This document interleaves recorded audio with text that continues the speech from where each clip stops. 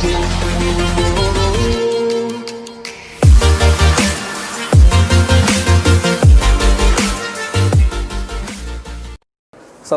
warahmatullahi wabarakatuh, teman-teman. Jumpa lagi sama Samidur bersama tamu kita yang nanti kita kenalin ya. Acara ini dipersembahkan oleh Ratu Lebah Production, alumni UMM Malang. Tamu kita kali ini beliau, saya sih baru kenal ini. Pak, saya panggil Mas atau Pak nih? Kenanya Pak Riki ya? Pak Riki. Beliau aktif juga di pergerakan UKM ya, pernah di Dewan ya? Pemerhati ya? Pemerhati lah gitu ya. Nah insya Allah tema kali ini kita bahas tentang pengangguran yang sudah nyata-nyata di depan mata kita. Untuk teman-teman sekalian mungkin setidaknya punya masukan dan gambaran apa sih yang bisa kita lakukan, solusinya kira-kira apa yang di Batam ini bisa kita gerakkan sama-sama. Selamat malam, Pak Riki. Selamat malam, Pak Terima kasih atas kehadirannya. Terima kasih banyak nih. Jadi acara ini sebenarnya ini awalnya untuk mahasiswa sih. Sampai ke depannya kita coba untuk mengedukasi masyarakat luas. Setidaknya generasi berikutnya tahu nih pikiran-pikiran, gagasan-gagasan baru yang harus kita sampaikan ke masyarakat. Tentunya ya update gitu-gitu. Nah tema kali ini Pak Riki tentang pengangguran. Ini sudah bukan lagi di depan mata loh, sudah hadir gitu ya.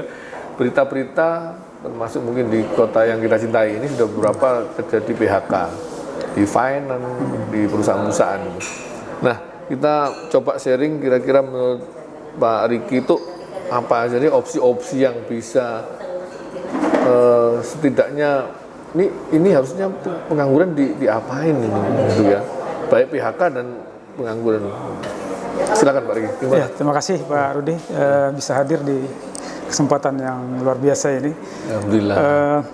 Sebenarnya tren terjadi declining industry ini atau deindustrialisasi ini sudah terjadi sejak 2010. Saya kebetulan 20 tahun di industri dan kemudian sempat mengabdi di DPRD. Di 2009 itu saya sudah melihat, sehingga kita pernah mengusulkan bahwa memang perlu ada semacam perlindungan tenaga kerja.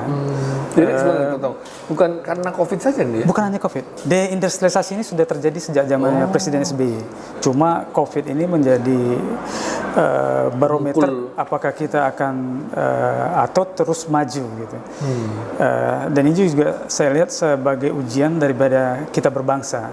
Karena founding fathers kita kan sudah mengingatkan dan sudah menjadi garisan bahwa pemerintah harus alinea 4 Undang-Undang Dasar 1945 itu kan menyebutkan bahwa tugas negara itu adalah melindungi segenap bangsa dan tumpah darah Indonesia, dan ujian COVID ini sebenarnya ujian dari kepemimpinan kita ya. Kemudian juga yang kedua memajukan kesejahteraan umum. Ini kan bicara tentang kondisi ekonomi hari ini dan dia tentu akan juga berdampak ke persoalan sosial dan seterusnya. Apalagi ditambah dengan lompatan jumlah penduduk usia muda. Jadi kita di 2023 ini akan memasuki bonus demografi. Itu dari sisi usia ya? Iya. Boleh katakan dari sisi usia kerja itu kan dihitung dari 18 sampai 55 tahun. Dan itu nanti di puncaknya itu kita akan menuju 70% penduduk usia muda. Dan tentu ini akan kita harus hati-hati dalam sendiri nih ya, persoalannya.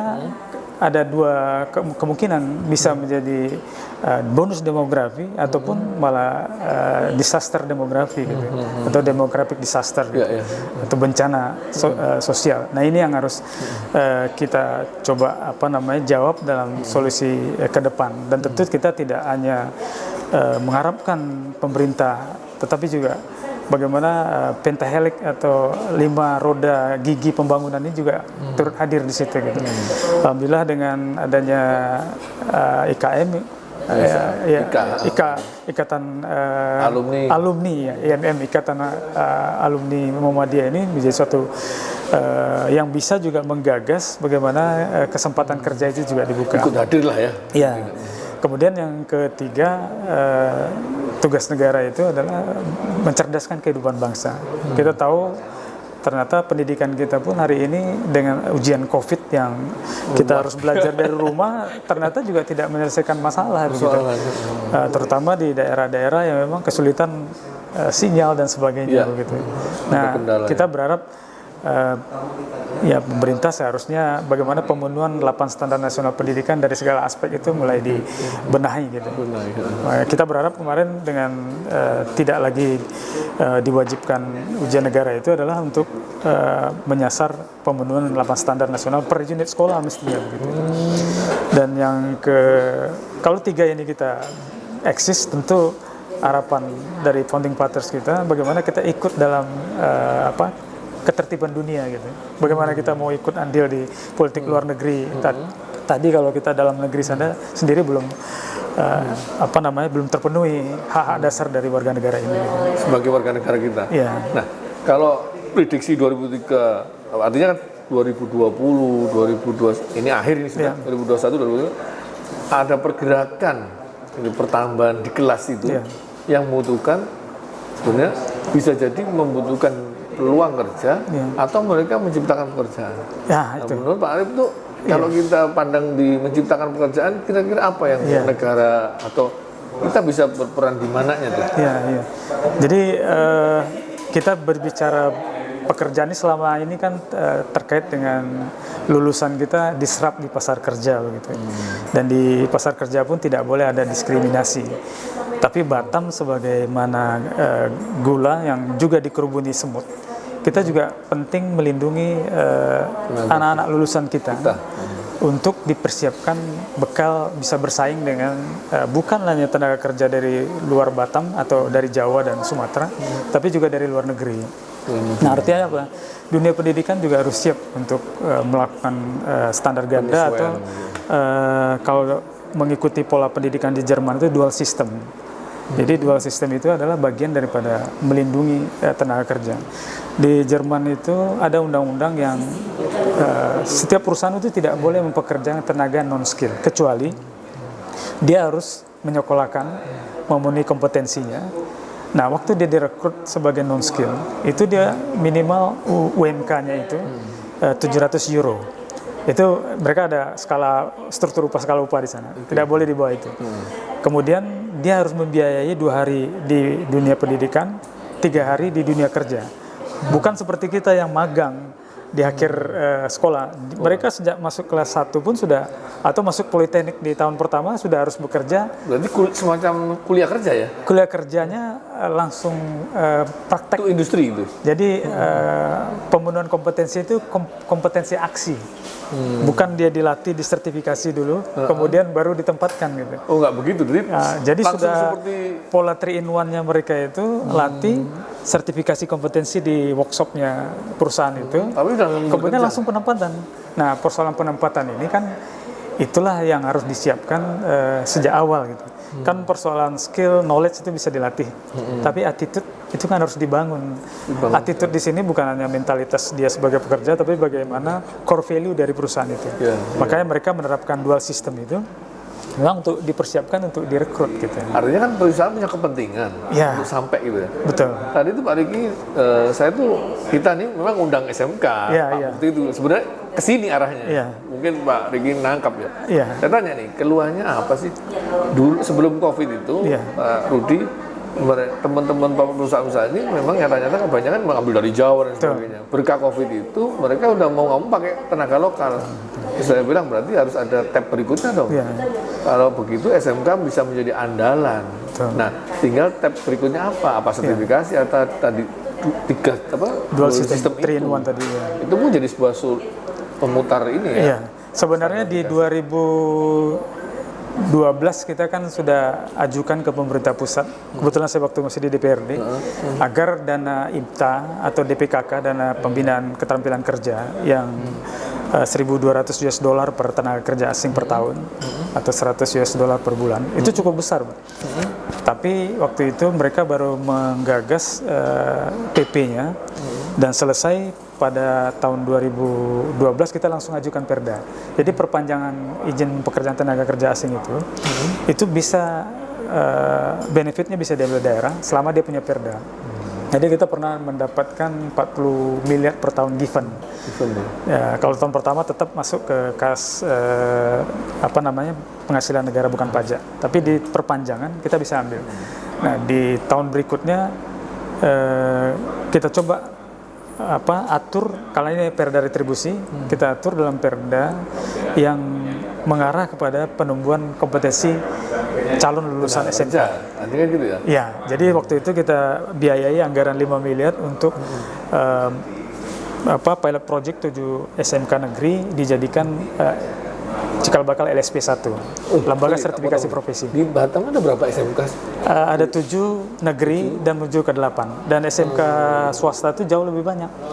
Nah, sebenarnya kita ingin 7 sekolah negeri ini yang sudah banyak kucuran dana dari APBN, APBD, itu juga dia membina satu sekolah. Ini harus menjadi sekolah rujukan untuk membina 5-7 sekolah di lingkungannya. Sehingga ke depan tidak boleh ada sekolah unggulan gitu. Nah, termasuk seperti SMK Muhammadiyah itu kan ada guru guru negeri PNS yang dikaryakan menjadi kepala sekolah di sana. Itu bagus. Artinya memang ke depan memang seperti di awal tahun ajaran PPDB itu mereka harusnya bisa membuka kelas bersama. Terkoneksi lah ya. Terkoneksi sehingga tidak boleh ada zonasi, cuma mereka tidak boleh memilih sekolah gitu. Tapi 2 sekolah negeri dan swasta itu tidak boleh dibedakan dalam bantuan dari anggaran pemerintah. Karena mereka kan mendidik anak-anak, tidak ada anak negeri, tidak ada anak negeri, tidak ada anak swasta kan. Dia seluruh adalah anak generasi bangsa.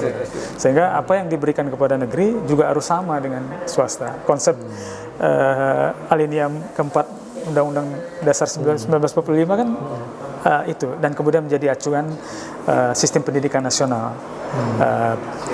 Undang-Undang nomor 3 2003 maksud saya. Nah, ini harusnya menjadi perhatian kita bersama. Namun kita ingin di tahun 2012-2013 yang lalu dengan anggaran 5 miliar ini untuk 3 kegiatan, 7 sekolah SMK kita siapkan untuk calon LSP dan juga bursa kerja khusus yang dia tidak hanya MOU dunia usaha dunia industri, tapi juga MOU yang terkait dengan link and match tadi gitu.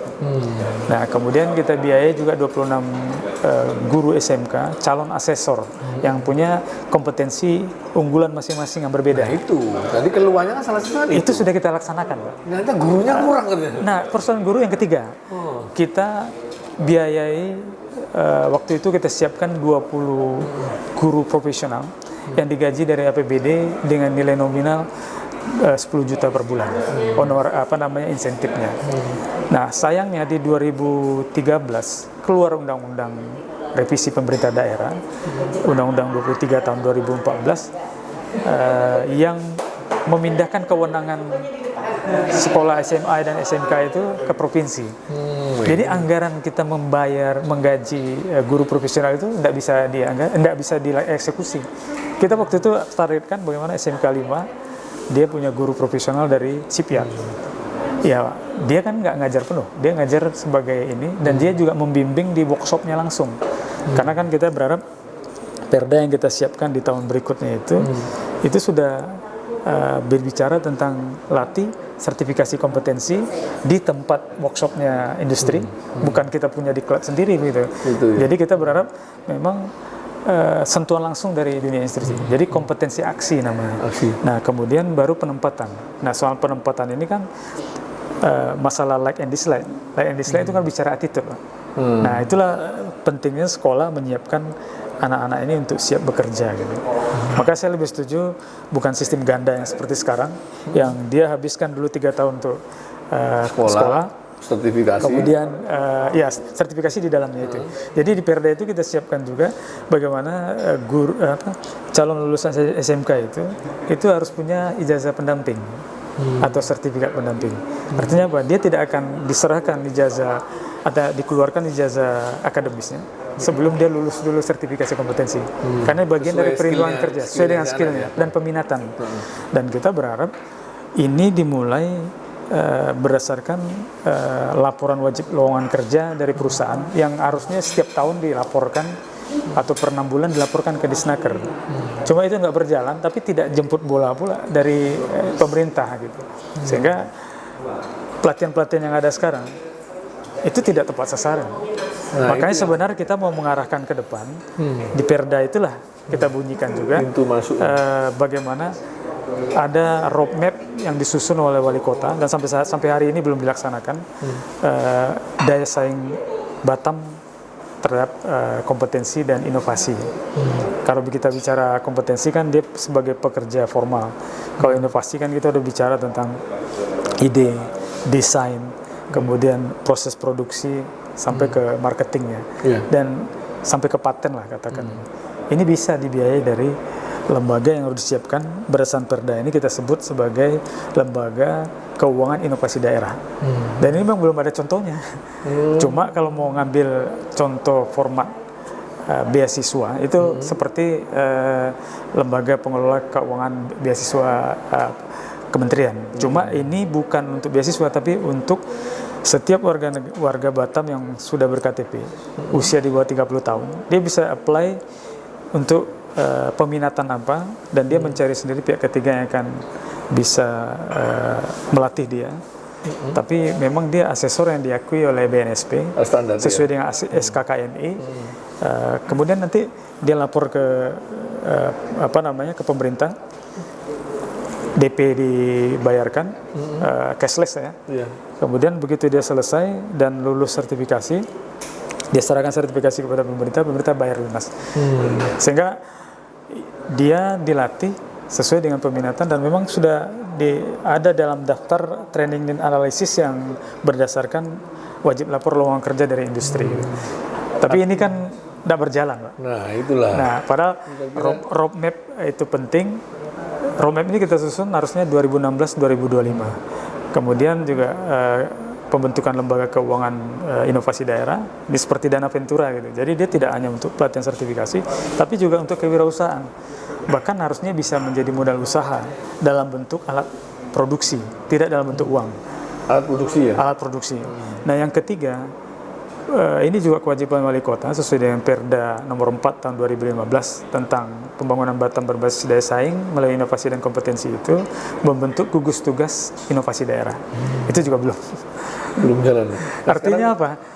Saya melihat ini peluang. Makanya saya bersemangat hadir di sini karena sebenarnya kan roda gigi pembangunan itu ada 5 pentahelik tadi. A, B, C, G, M. A-nya akademisi, ya kita bicara mulai dari SMK, Politeknik, kemudian B-nya bisnis industri.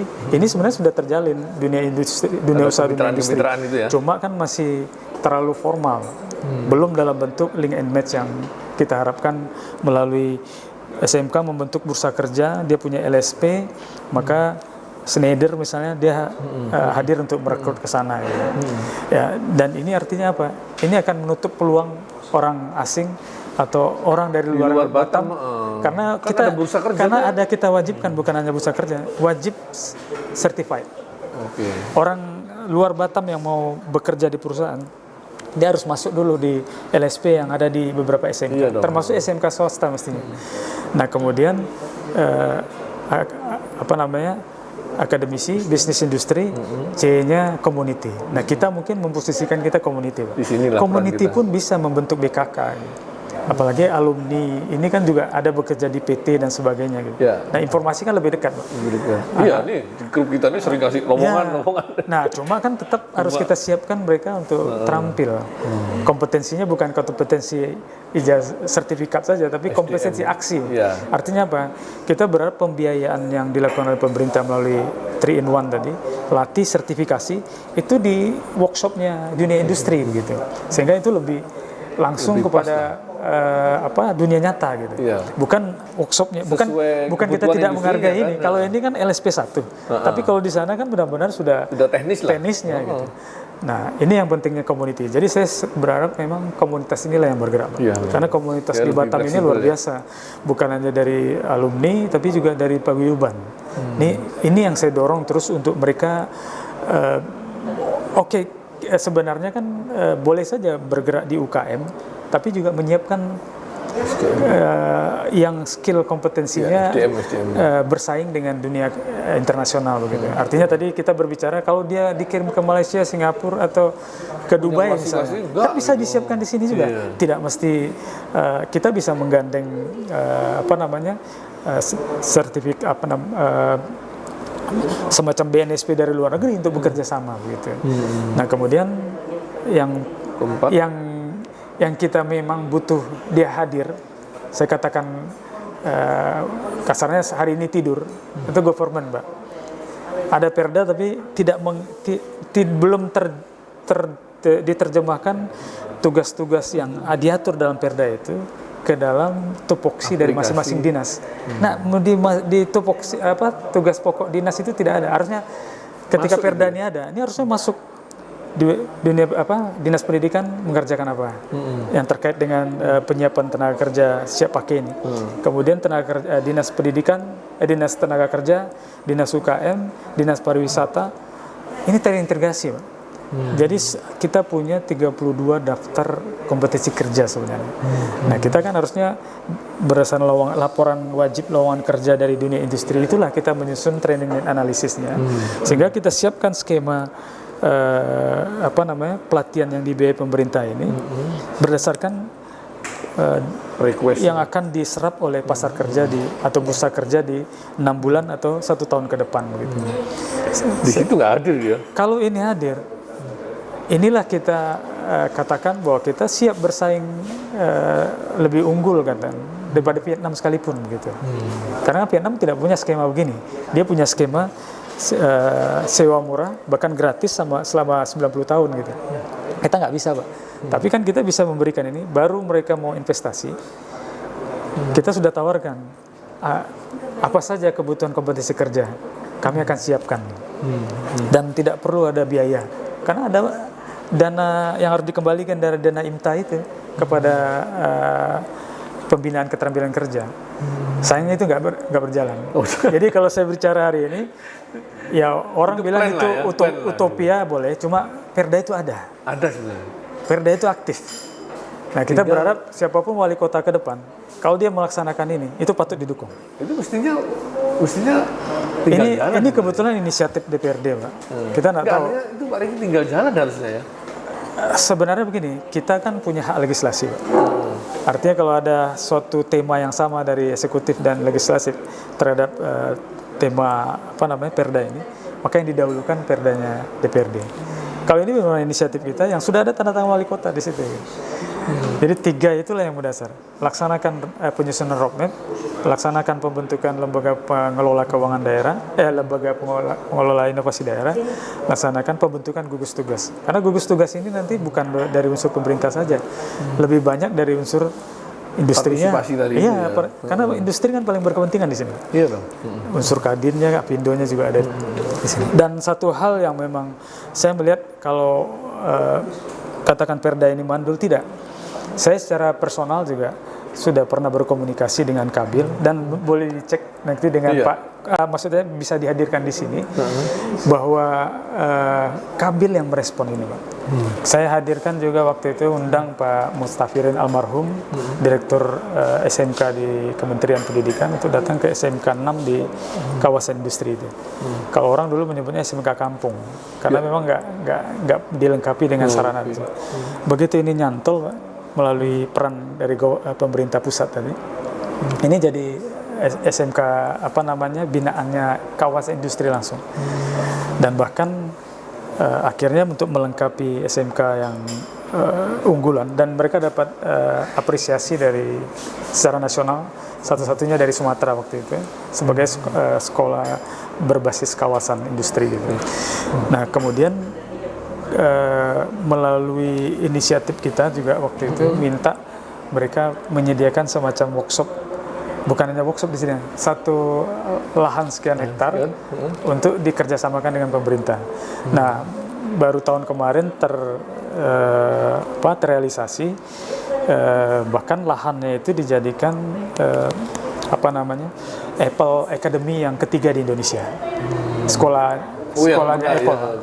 Jadi kalau yang sekolah Apple Academy pertama itu kan di Binus. Yang kedua itu di Surabaya di Ciputra University, dan alhamdulillah yang ketiga itu ada di Batam. Nah, artinya apa? Anak-anak kita yang bisa untuk proses seleksi ya di Apple Academy, maka dia akan mendunia, Pak. Dia akan direkrut untuk kebutuhan Apple di seluruh dunia. Pak Riki, gini, nah sekarang keadaannya seperti ini nih. Ini kan nyata ya. Ya. Pandemi ini membuat semua bergoyang semua, Ya. layaknya gempa lah. Nah, di tahun tutup ini kan udah periode yang 6 bulan akhir gitu ya. Menurut Pak Riki, apa sih yang bisa kita lakukan di periode akhir ini plus tahun 2021-nya itu? Plan-plan apa ya jangka pendek dan jangka menengah? Sebenarnya arah pemerintah tahun lalu itu sudah tepat, bagaimana kita harus juga menghidupkan pariwisata kita. Dan kabar kita fokus di turisme ya. Sebenarnya bicara turisme itu bicara multiplier effect, Pak. Bukan skala prioritas. Seharusnya skala prioritas. Cuma persoalannya kan COVID ini beberapa negara menganggap kita tidak capable untuk mengendalikan gitu. Dan ini yang kita khawatirkan, kita yang di awalnya tidak berani lockdown, mungkin ketika mereka sudah decline dan sudah new normal, kita terlockdown oleh mereka gitu. Karena sampai hari ini orang Singapura pun tidak boleh warga negaranya datang ke Indonesia. Kita pun nggak boleh ke sana. Kita juga nggak boleh ke sana. Boleh ke sana, cuma kita harus karantina dan harus membayar karantina. Oh itu nggak. Tak lihat peraturannya. Iya, nggak sanggup kita membayar. Ngeri sekali. Nah, sebenarnya kalau pemerintah jeli untuk persoalan ini kan akan berakhir. Cuma kita nggak tahu kapan akan berakhir. Dan Batam seharusnya bisa karena di pulau, dia lebih mudah mengendalikan. Gitu. Lokalisir. Nah, polanya ya micro lockdown. Ya. Artinya apa? Per kecamatan saja dikelola atau per kelurahan, sistem buka tutup. Artinya tidak semua. Nah, beberapa kawasan pariwisata itu kita perketat gitu, yang memang menjadi destinasi. Nah, satu hal ini sebenarnya momentum, karena kita tidak perlu menunggu dari luar negeri dulu. Kita pancing yang dari lokal. Katakan apa? Domestik ya. Paguyuban ini kan di hari-hari ulang tahunnya biasanya kan menghadirkan kepala daerah. Ini Sabtu Minggu sudah pada bikin rekreasi. Nah, kita artinya pemerintah Kota Batam itu harus berpikir menyediakan satu fasilitas tempat festival yang memang itu festival permanen.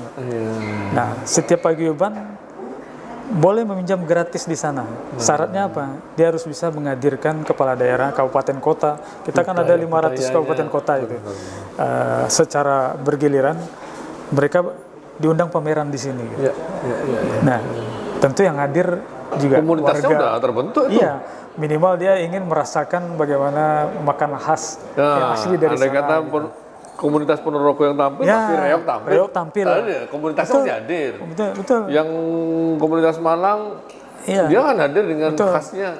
Dan itu bisa menghidupkan. kita harapkan pemerintah MOU dengan kepala daerah ini dalam bentuk apa? Itu kewajiban daripada daerah asal yang akan menjadi hub pamerannya di sini untuk dia melatih sanggar-sanggar yang ada di Batam. Itu jadi etalase sebenarnya. Sebenarnya ini udah lama saya sampaikan, Pak. Dari masanya 2000, mohon maaf saya sebutkan yang wakil wali kota sekarang masih Kabid Ortal lah katakan gitu, karena dia kebetulan sekretaris di apa namanya di organisasi Melayu. Nah, kita berharap bagaimana ada satu tempat di Kampung Jabi yang sekarang mungkin sudah mulai dikelola itu sebagai rumah adat yang kita lengkapi dengan panggung dan juga sanggar gitu. Wah, ini PR. Nah, karena saya kan merasa bahwa daerah-daerah seperti Bali, kemudian diikuti oleh Semarang, ini sudah melakukan, Pak. Iya. Artinya kalau kita ke Bali itu kalau mau tari pendet, kalau mau tari apa, berbagai tari itu ada disediakan di situ. Nah, kita di kan Batam itu multi loh ini. Itu yang pernah saya sampaikan. Komunitas-komunitas itu. Jadi Melayu sebagai payung, suku-suku senusantara inilah yang kita giring, tanda kutip giring ini, bagaimana dia bisa hadir di festival, membuat festival. Minggu ini gilirannya Reok Ponorogo, minggu depan gilirannya itu. Berangkat Sabtu, pulang Minggu. Nah, kalau ada beberapa kegiatan ini, mungkin mereka akan 3 hari stay di sini. Dan hotel juga tentu akan hidup. Padahal pemerintah cuma menyediakan satu lahan yang untuk pameran yang untuk terbuka, untuk show aja.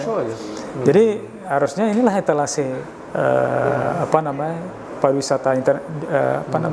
pariwisatanya Indonesia. Artinya apa? Ini yang orang yang tidak punya cukup waktu karena dia bekerja sibuk ingin melihat konsep pariwisatanya Banyuwangi seperti apa. Hadir kan dia di sini. Ini PR-nya komunitas ini perlu dicatat. Tapi saya nangkep ini Pak Argi. Insya Allah ya bukan lah ini jadi bisa agenda ya. Agenda kalau ada Dewan Kesenian dan sebagainya. Kayaknya ini kalau kita nanti interaksi komunitas bisa tampil rutin persisitnya, insya Allah dan cukup menarik tuh. Pastikan kita kerjasama dengan seluruh SMP. Hampir seluruh SMP negeri di Batam ini punya sanggar. Nah, kita cuma berharap pemerintah MOU dengan kepala daerah Banyuwangi misalnya, beberapa catatan kerjasama itu adalah melatih sendera tari. Jadi yang ini kan sudah terlatih Melayu. Beberapa kelompok lagi dilatih untuk tari-tari tradisionalnya Banyuwangi, sehingga setelah mereka mahir tidak perlu mendatangkan satu rombongan saja, cuma pakaiannya saja mungkin gitu, atau hibahkan pakaiannya di situ tapi bisa dipakai training of TOT atau training program gitu. Nah, ekonomi akan berputar, transportasinya, food and beverage-nya, otomatis itu gitu. Dan tentu akan mengundang. Target kita apa? Ini kita exercise di lokal, tapi target kita bagaimana 24 juta turis asing yang datang ke Malaysia, itu 10%-nya bisa ke Batam. Bisa geser lah. Itu berapa besar itu? Nah, gitu. Kalau hari ini kita nggak punya nilai jual. Apa yang kita mau jual Batam? Padahal nilai yang jual yang akan dicari itu bukan resort, bukan kawasan pantai. Kita kalah pantai dengannya. Tapi festival budaya. Festival budaya. Karena bicara festival budaya itu artinya bicara tentang human gitu. Ya, passionnya itu. Passionnya. Gitu. Betul. Itu market datang sendiri tuh. Kita bisa saksikan hari ini. Klip lagu Lati. Ya. Itu luar biasa. Udah mendunia dan di cover oleh banyak negara gitu. Walaupun terlambat sebenarnya. Artinya apa? Padahal itu hanya sentuhan etnik aja. Sentuhan etnik sedikit. Yang lainnya kan bahasa Inggris semua. Iya. Tapi udah luar biasa bagi mereka gitu. Ya terlepas dari pro kontra terkait dengan ada unsur saya tidak mau masuk ke sana. Itu industri. Kita bicara industri, pure industri. Oke Pak Riki. Ya. Yang terakhir nih Pak Riki, kita harapkan pesan-pesan nih untuk generasi muda, baik yang belum bekerja, terutama yang belum bekerja atau baru lulus, ini udah pada lulus ini. Juli, Agustus ini pada generasi muda udah, kira-kira Pak Riki mau pesan apa nih? Kasih pesan spirit lah gitu. Iya, saya termasuk yang prihatin dengan kondisi pemuda hari ini, karena memang mereka tidak kita siapkan untuk lagi bekerja di industri. Tapi bagaimana mereka mempunyai keterampilan yang mereka untuk bisa melakukan kegiatan usaha sendiri, dan usaha itu adalah hobi yang bisa menghasilkan. Tidak ada lain seni budaya itu. Oke, masuk ke industri, ada beberapa center of excellence bisa kita manfaatkan, politeknik dengan segala macam ininya. Cuma mereka kan tidak sanggup untuk kuliah atau membiayai ini. Kita berharap lebih banyak, saya bukan ke pemudanya, tapi bagaimana pemerintah hadir, bagaimana mengoptimalkan pemanfaatan Center of Excellence itu, seperti PDC Malang, Pak. Itu bisa dimanfaatkan oleh seluruh warga Batam, bahkan yang tidak sekolah atau yang putus sekolah pun, dia bisa di training dan disertifikasi di politeknik misalnya, tanpa dia harus mengikuti kuliah.